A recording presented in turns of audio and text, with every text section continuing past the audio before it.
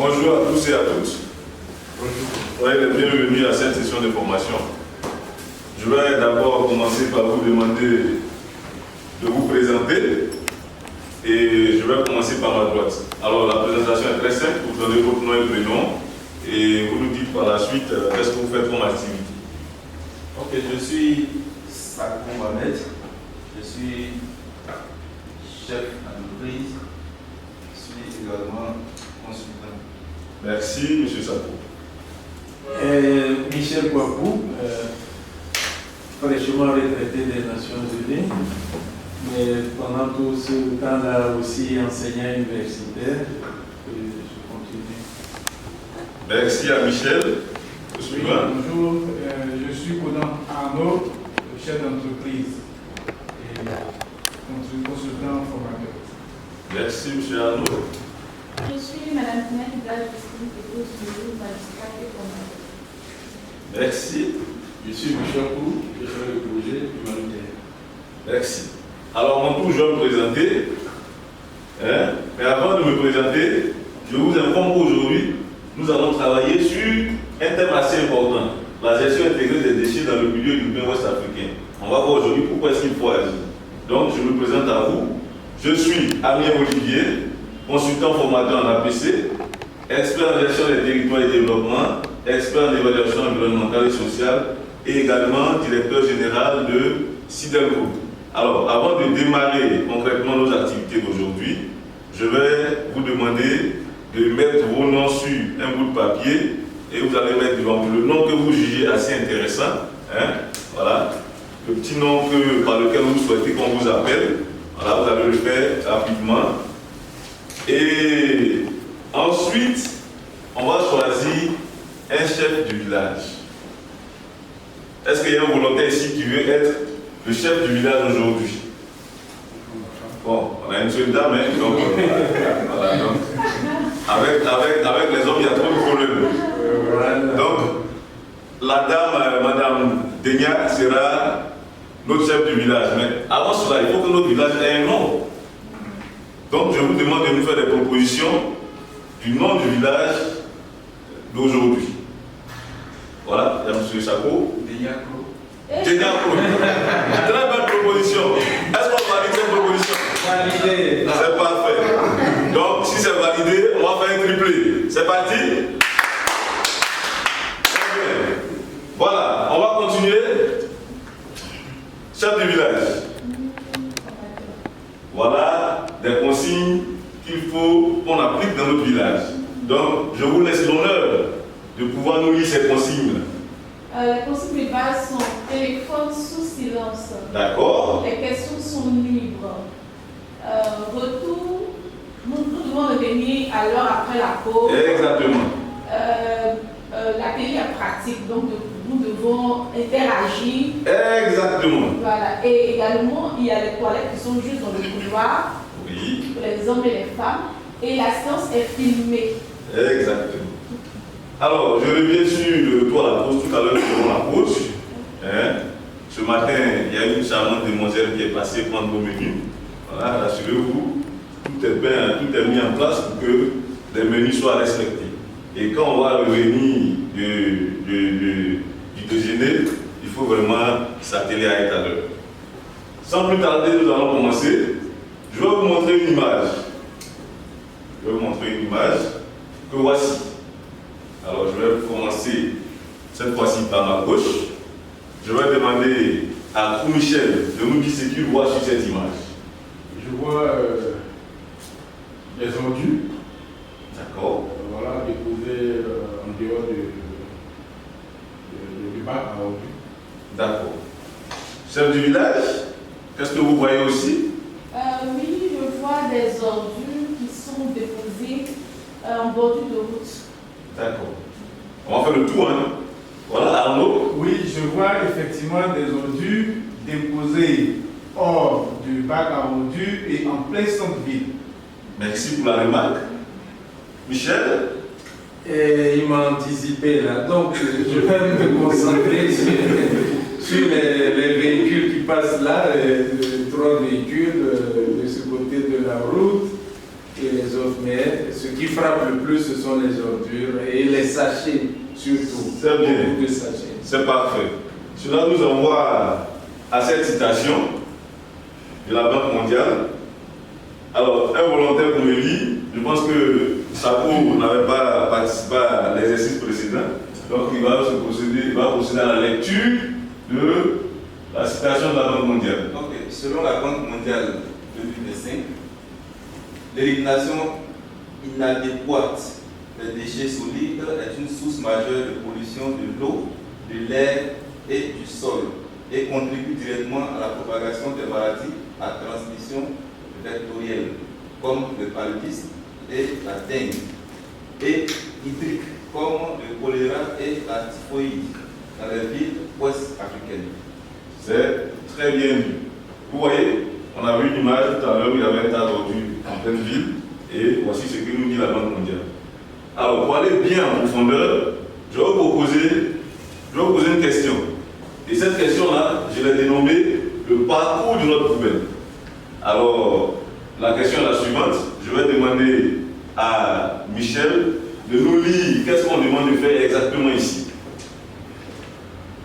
Quelle est la destination finale d'un sachet ou d'une canette après utilisation? Que constatez-vous le plus souvent dans votre environnement immédiat? Très bien. Donc, je vais vous aider avec des propositions de réponse. Rassurez-vous, tout le monde ici va répondre à cette question. Donc, on a des options de réponse. Je vais commencer cette fois-ci par ma droite. Sako, selon vous, dans toutes ces propositions de réponse, quel est l'élément que vous retrouvez le plus dans votre environnement immédiat lorsqu'un sachet ou une canette est utilisée? Généralement, ça reste dans la rue. Ça reste dans la rue. Donc, notre ami Sako nous dit que le sachet ou la canette reste dans la rue. Je me réfère à Michel. Selon vous? Oui, mais en fonction de certaines villes, on parle d'une ville ou d'un Oui, on est dans un environnement urbain ouest-africain. De plus en plus, c'est recyclé de façon informelle. Très bien, c'est recyclé de façon informelle. Arnaud, quelle est l'option de réponse ici qui vous paraît plus plausible par rapport à la question posée? Bon, pour ne pas reprendre, je pense qu'après les deux éléments de réponse, je vois dépôt public. Exactement, dépôt public. Madame Guénia, notre chef du village. Les déchets bénéficient d'un enfouissement naturel. Un enfouissement naturel. Et je termine par pour Michel. Oui, parfois c'est conservé justement pour pouvoir répondre au recyclage informel. Très bien. Alors, toutes les réponses que vous avez données traduisent exactement l'avenir. Traduisent exactement ce dont se subissent nos déchets une fois dans les rues. Et on constate aisément qu'il y a un dysfonctionnement.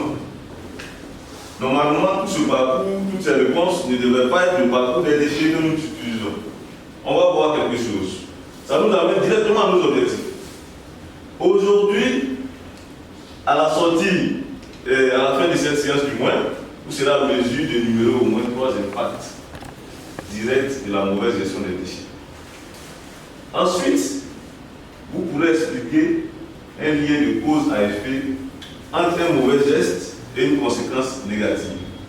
Et enfin, vous serez en mesure d'identifier au plus un impact économique le plus préoccupant bien sûr dans votre vécu. Est-ce que c'est bon? Alors, pour pouvoir atteindre ces objectifs, nous allons évoluer selon le plan que voici. En premier lieu, nous allons voir l'impact sanitaire. L'impact sanitaire lié à la mauvaise gestion de nos déchets. Ensuite, nous verrons l'impact environnemental et enfin l'impact économique. Souvenez-vous, on s'est posé la question de savoir pourquoi est-ce qu'il faut agir. Alors, quel est l'intérêt que vous avez à participer à cette séance d'information? C'est juste derrière ici. Je vais vous demander de lire à tour de rôle. Alors, on commence par vous, Michel. Protéger votre santé. Protéger la santé. À la fin de cette session de formation, vous allez développer des aptitudes pour ne pas mettre en danger votre santé. Ensuite, Améliorer votre cadre de vie. Améliorer notre cadre de vie. Je continue. Développer des compétences d'accord, devenir aussi acteur du changement, bien sûr, créer des opportunités et enfin valoriser votre curriculum vitae. Quand vous serez parmi des personnes qui sauront que vous avez participé à cette formation. Alors, sans plus tarder, nous allons parler de l'impact sanitaire. Alors, parler de l'impact sanitaire revient après quoi? Parler d'impact sanitaire revient à montrer comment les déchets nous rendent malades. Et pour pouvoir voir comment les déchets nous rendent malades, je vous propose une petite activité de réflexion que nous allons exécuter en 2 minutes. L'objectif de cette activité est de pouvoir identifier les impacts sanitaires, environnementaux et économiques de la mauvaise gestion des déchets. Donc, je vous donne 2 minutes sur une activité individuelle. Voilà. Je vous donne 2 minutes pour pouvoir me dire la diarrhée, si la diarrhée et le paludisme est-il un impact, quels sont les impacts sanitaires, environnementaux et économiques. La mauvaise odeur, le caniveau bouché, la réduction du budget. Quelle catégorie d'impact peut-on situer ces différents éléments? Donc je me tourne vers vous pour voir si vous avez bien compris. Voilà.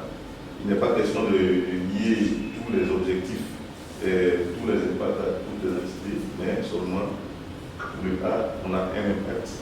Le B, on a un impact. Est-ce que c'est bien noté? Voilà. Ici aussi ça va. Voilà. Le A correspond à un impact précis, le B à un impact précis.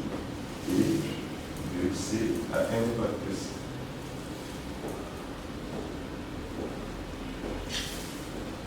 C'est une petite activité qui va vous permettre de voir directement.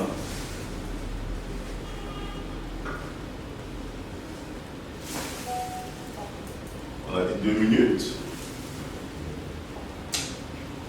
On vous laisse réfléchir encore 30 secondes.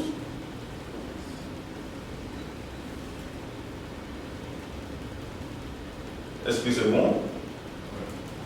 Tout le monde est OK?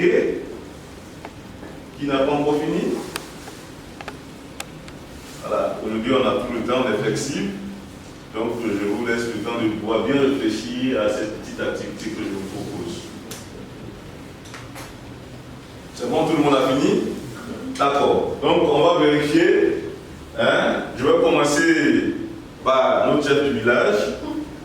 Alors, chef du village, quelle est la réponse de la première option A, qui parle de diarrhée et paludisme?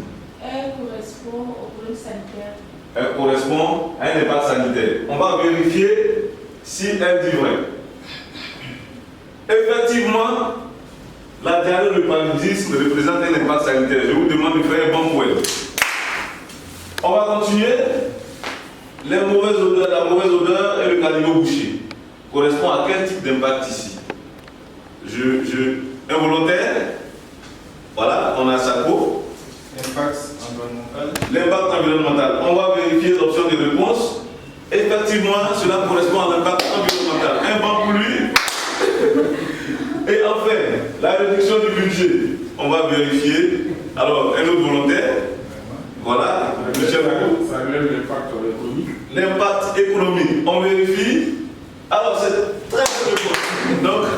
Donc, on va reprendre, on va faire un bon pour lui. Et on va faire un triplé pour vous parce que vous êtes formidables. Attention, il faut qu'on puisse faire le triplé ensemble. Donc, je commence. Voilà. Donc, on va en faire beaucoup parce que je vous sais très dynamique. On va continuer. Alors, la synthèse ici, qu'est-ce qu'il faut retenir de cette partie? Qu'est-ce qu'il faut au niveau de l'impact sanitaire? Je vais demander à Arnaud de lire ce qui est là. Impact sanitaire, les maladies vectorielles, Oui. diarrhée, choléra et les infections respiratoires. Donc, au niveau de la mauvaise gestion des ordures ménagères, nous sommes exposés à des maladies vectorielles, à des diarrhées, au choléra, aux infections sanitaires. C'est ce qu'il faut retenir ici. Si nous gérons mal nos ordures, nous sommes sujets à des maladies. Nous allons continuer avec un exemple bien concret. Je vais demander à Michel Prou de nous lire ce qui suit. L'impact sanitaire, en parenthèse, le cyanure. Exactement. Exemple concret. Plusieurs sachets de plastique jetés dans la rue entraînent l'obstruction du caniveau et fait stagner l'eau. En moins d'une semaine, c'est une misérie parfaite pour les moustiques. Ces moustiques vont piquer vos enfants et peuvent leur transmettre le paludisme ou la dengue. Un dépôt sauvage égale une pharmacie ouverte à tous les microbes et virus. Très bien. Donc on comprend aisément que poser des actes qui ne sont pas conformes, jeter des ordures dans la rue, ont une conséquence directe. Et un dépôt sauvage est une pharmacie qui est ouverte à tous les microbes et virus. Alors, l'étape suivante va nous permettre d'aborder le volet environnemental de notre travail. Nous avons parlé tout à l'heure de l'impact sanitaire. Aujourd'hui, tout à l'heure, nous sommes là à parler maintenant de l'impact environnemental. Alors, qui va me lire ce qui figure là? Bon, ça vous vas-y. Impact environnemental. Parler d'impact environnemental revient à montrer comment la mauvaise collecte des déchets dégrade notre cadre de vie, notre air, notre eau et nos sols. Très bien dit. Parler d'impact environnemental va revenir à montrer ça. Nous sommes dans un environnement bien structuré. Nous avons de l'air que nous respirons, nous avons le sol et nous avons de l'eau. Donc, comment préserver cela et comment ces entités sont affectées par la mauvaise gestion des déchets. Alors, pour ce faire, je vais vous proposer encore une petite activité. Une petite activité qui va se faire rapidement en 2 minutes. Vous allez vous mettre cette fois-ci par groupe de 2 et vous allez nous dire ici, on va vous expliquer l'objectif ici, c'est de trouver le lien de cause à effet entre un mauvais geste et un impact. On voit ici un homme qui peut me dire ce qu'il est en train de faire déjà. On va s'expliquer la consigne ensemble. Qu'est-ce qu'il fait? Le monsieur qui est à gauche. Mais comment est-ce que la poubelle est débordée? Voilà. Donc, vous allez nous dire quel est l'impact, vous avez 2 minutes, quel est l'impact que ce geste va engendrer au niveau de l'environnement, au niveau de l'air, au niveau des sols et au niveau des eaux. Maintenant, ici, le cas particulier, nous avons affaire à une seule entité de l'environnement. Donc c'est bon, c'est vrai ici. Voilà. Donc, on a vu que dans l'environnement, il y a l'eau, il y a l'air, il y a le sol. Donc quel est l'impact sur l'environnement?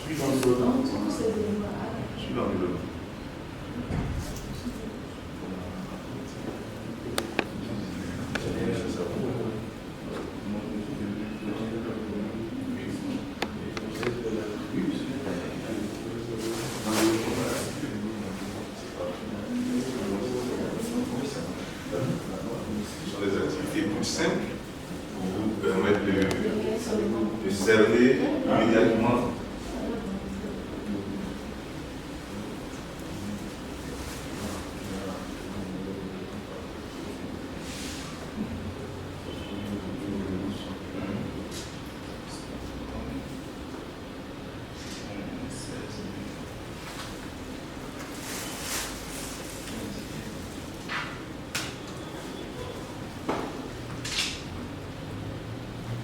C'est bon? D'accord. Alors, on va commencer par répondre à cette activité. Je vais demander à Michel de nous donner un élément de réponse. Et dans ce cas-ci, puisque la poubelle n'est pas fermée, elle transborde, donc nous avons un impact environnemental, l'air est pollué, la mauvaise odeur. Est-ce qu'on partage tous l'avis de Michel? C'est parfait. On va vérifier, effectivement, il y a la mauvaise odeur qui implique une pollution de l'air. Je vais vous demander de faire un triplé pour vous. C'est très bien. Alors, vous avez parfaitement identifié l'impact du mauvais geste qu'a eu le monsieur. Il a mis des objets dans une poubelle qui est débordante. Ça a bien entendu créé cette mauvaise odeur. Alors, qu'est-ce qu'il faut retenir ici? Quelqu'un vous me dit ce qu'il faut retenir. Qu'est-ce qu'on peut retenir de ce qui précède? Oui, chef du village. Les mauvais gestes du quotidien contribuent à la dégradation de notre environnement. En parenthèse, air, eau, sol. D'accord. C'est parfait. Alors, tout à l'heure, l'exemple qu'on a vu nous parle de la dégradation de l'air. Quel autre exemple vous pouvez donner pour nous parler de la dégradation des eaux? Quelqu'un ici peut me donner un exemple? Oui. Le fait de jeter les ordures ménagères dans les lacs, aux abords des lagunes, tout ça. Très bien.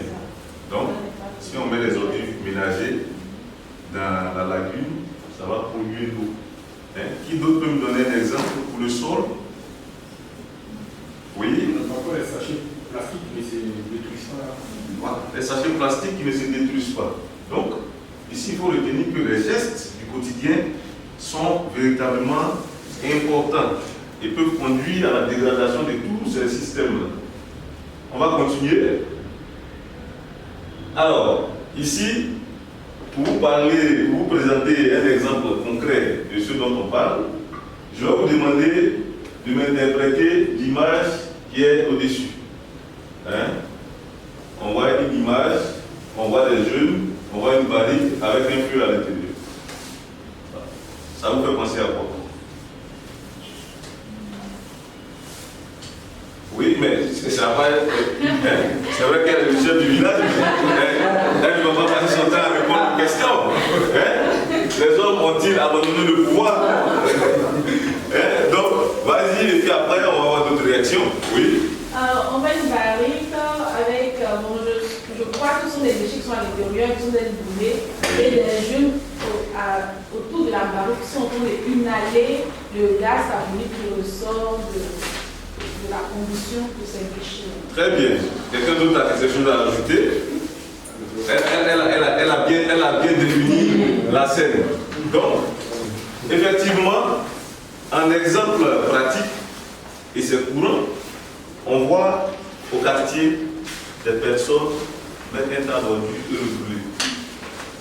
Non seulement ce geste est dangereux pour eux-mêmes, mais en même temps dangereux pour le voisinage. Cette fumée-là, elle va atterrir sur le voisin, elle va se propager dans le quartier et chacun va l'inhaler à son tour. Donc, brûler des déchets, c'est comme fumer une cigarette géante sans filtre. Il y a des localités où vous arrivez, quand il est 18h, on a l'impression que l'air est irrespirable. Mais en réalité, c'est le produit de tous les déchets qui sont brûlés, ça et là. Les pneus qui sont brûlés. Donc, faisons attention et sachons bien gérer tout ce que nous avons à faire. On va poursuivre notre présentation du jour et cette fois-ci parler de l'impact économique. Alors, quelqu'un pouvait lire ce qui est là en bleu. On a la tâche là qui vient d'arriver. Voilà. D'accord. Parler Qui est là, de l'impact socio-économique revient à montrer comment les déchets pèsent sur l'économie de nos familles et de notre commune. Donc, cette section, cette partie de notre travail va montrer et démontrer comment est-ce que les mauvais gestes que nous avons, comment est-ce que le fait de jeter des ordures dans la rue pèse sur notre portefeuille. Et pour cela, je vais vous proposer encore une activité. Une activité toute simple, de 3 minutes. Donc, vous aurez 3 minutes pour me donner des éléments de réponse ici. Alors, l'objectif ici est de comprendre la mauvaise gestion des déchets. Comprendre que la mauvaise gestion des déchets a un coût. Donc, cette fois-ci, vous allez vous mettre par groupe de 3. Voilà. Ça pourra prendre de jeunes minutes. Je vais regarder ma montre. 3 minutes. Alors.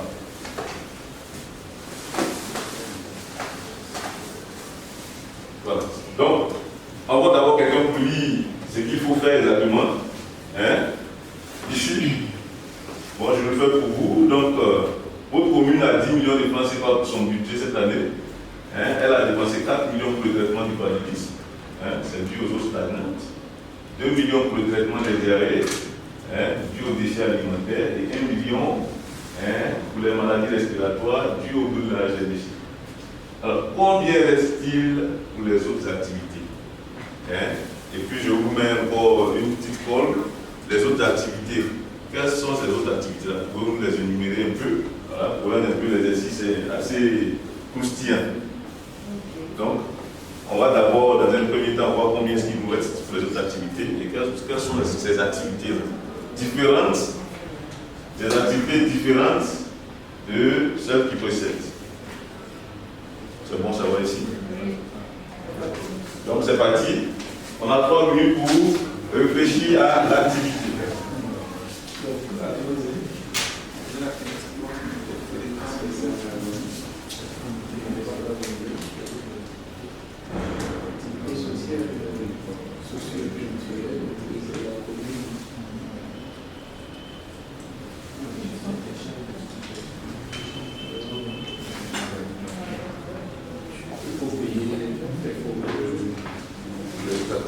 Les employés, les activités, c'est suffisant.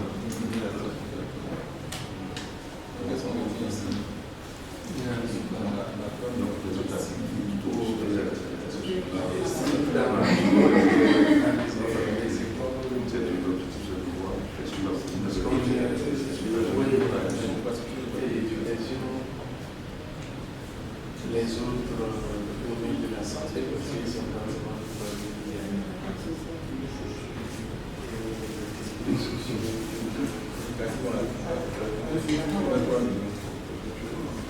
On a l'animation de seconde. On n'a pas dit sur elle a dit que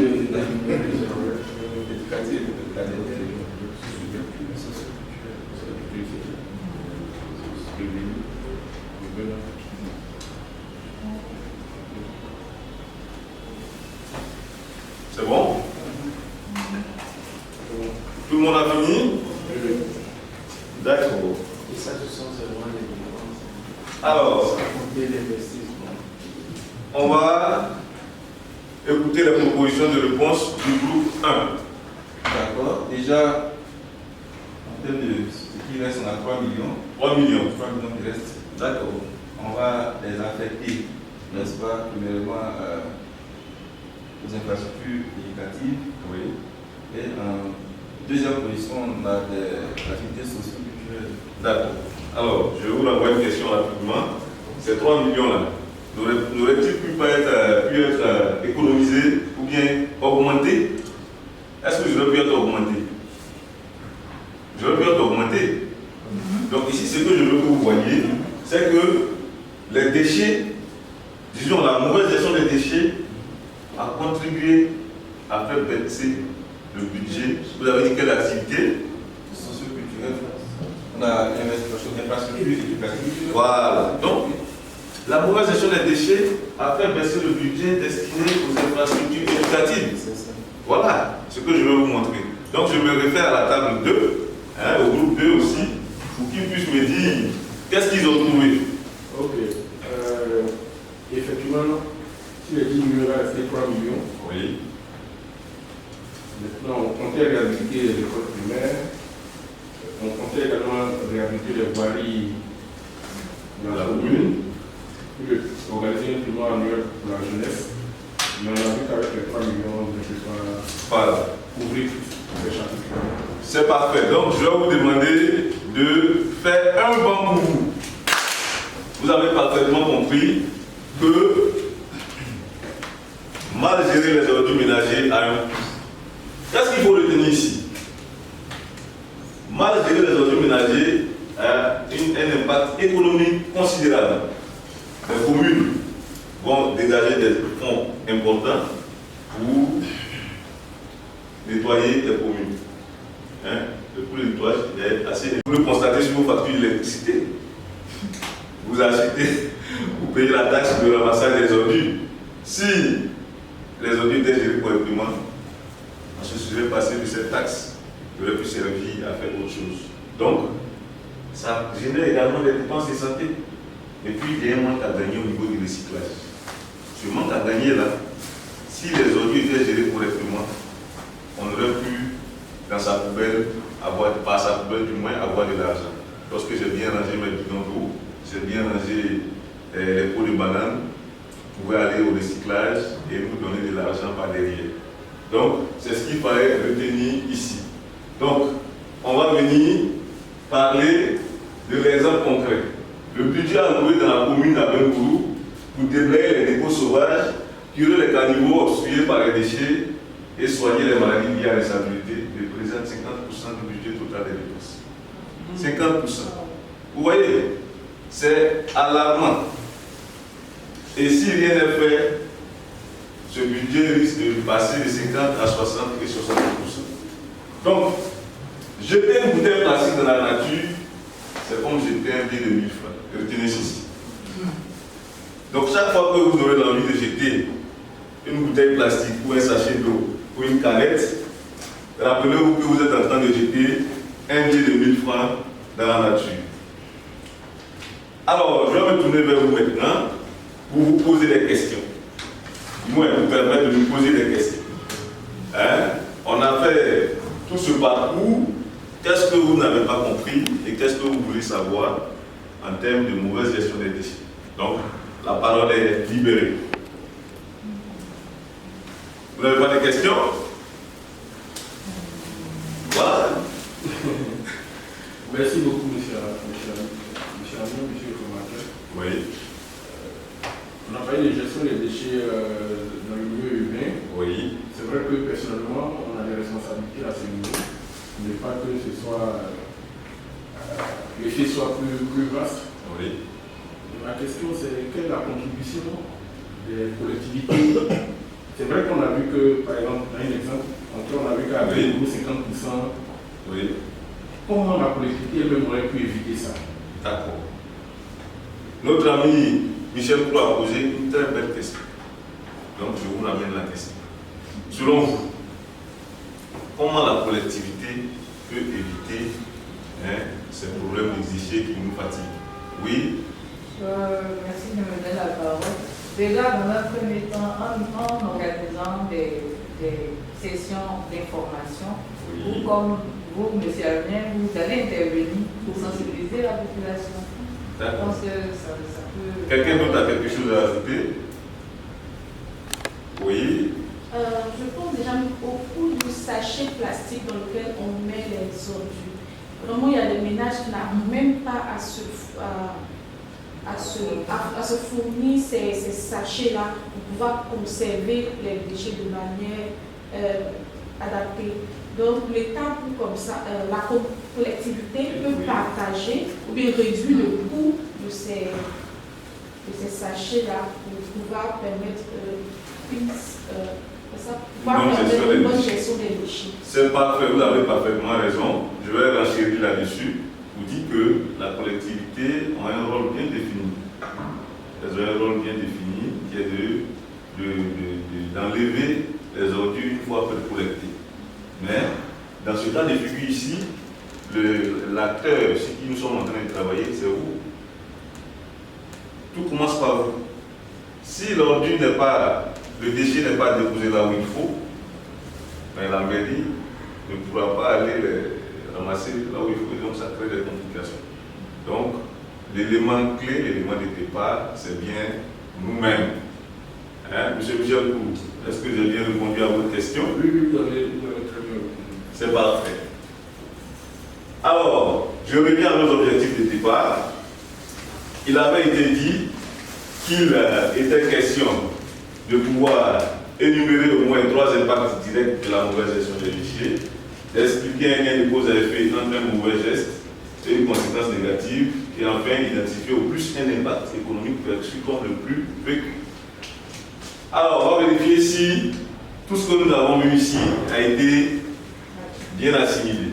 Alors, quelqu'un peut me numérer au moins 3 impacts directs de la mauvaise gestion des déchets. Involontaire, ou bien je vais désigner, hein? Voilà. Monsieur Arnaud. Impact environnemental. Oui. Au moins un impact. Au moins 3 impacts. Donc on a l'impact environnemental. Environnemental, oui. Les odeurs, oui. La pollution des eaux. Oui. L'impact économique. Oui.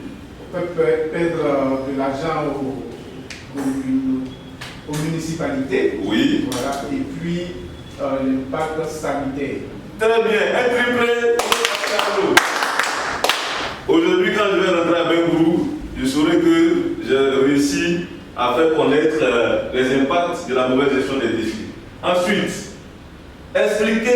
qui va pouvoir nous expliquer un lien de cause à effet entre un mauvais geste et une conséquence négative. On l'a vu tout à l'heure. Un lien de cause à effet. Alors, j'aime bien entendre la voix d'État, mais donc je vais demander à Isla de pouvoir nous expliquer un lien de cause à effet. D'accord. Donc, pour suivre ce que M. Adot vient de dire sur l'impact environnemental, oui. la cause peut, ça peut nous donner des mauvaises odeurs. Oui. Et les mauvaises odeurs peuvent avoir des conséquences négatives sur la santé de la population. Très bien. Quelqu'un aussi veut ajouter un élément à ce qu'elle vient de dire? Donc je dis, expliquer un lien de cause à effet. Tout simple, je reformule, je pose un acte. Est-ce que cet acte-là va avoir un impact? Si oui, quel est cet impact? Oui, ça vaut? Ce que vient de dire. Oui. Quelqu'un qui, par exemple, jette des ordures dans l'eau, oui. La lune, par exemple, c'est sûr que ça va susciter une pandémie.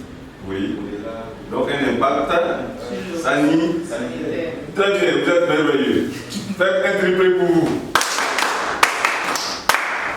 Dernier élément, ici il est question d'identifier au plus un impact perçu comme le plus préoccupant dans notre vécu. On vient de le voir.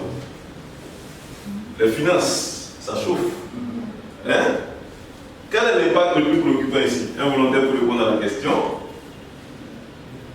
Un impact, oui. Si les ordures sont mal gérées à la maison, je dis par exemple qu'on a de l'eau usée dans un récipient, ça peut provoquer l'apparition de moustiques qui vont à leur tour provoquer le palu. Je reprends la question. Identifier au plus un impact économique.